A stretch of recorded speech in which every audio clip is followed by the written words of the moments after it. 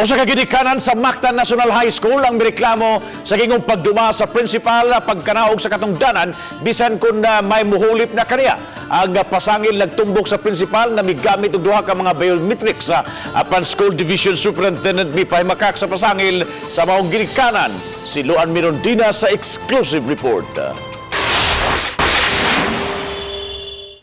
Niadtong buwan sa Nobyembre, gipahigayon ang proper turnover sa katungdanan sa Mactan National High School. Si Dr. Basilio Aying ang milingkod isip principal sa junior high school, samtang si Garvin Vilos ang assistant principal sa senior high school. Si Vilos kaniadto ang nagsilbing OIC sa Mactan National High School.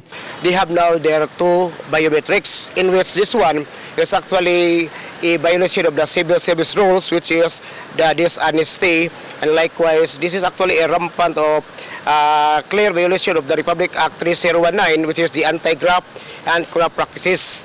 Apan hugtanong gihimakak nila ni Aying og Vilos ang pasangil sa usa sa mga ginikanan nga si Dr. Freddy Inot. Ang duha ka biometrics nahitabo siya tungod kay mangita tagpaagi nga magpasayon ang atong mga teachers sa pag time in o time out.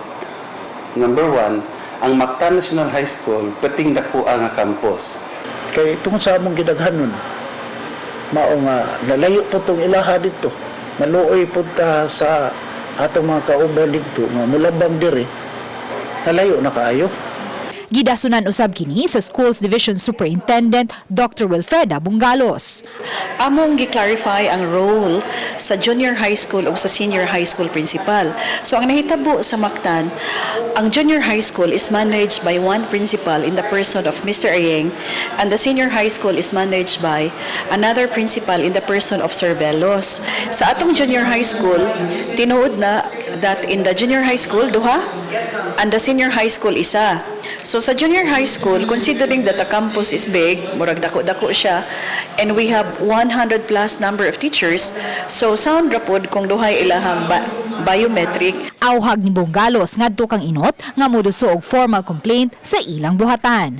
Uban ni June Solon, Luan Mirondina, Balitang Besdak.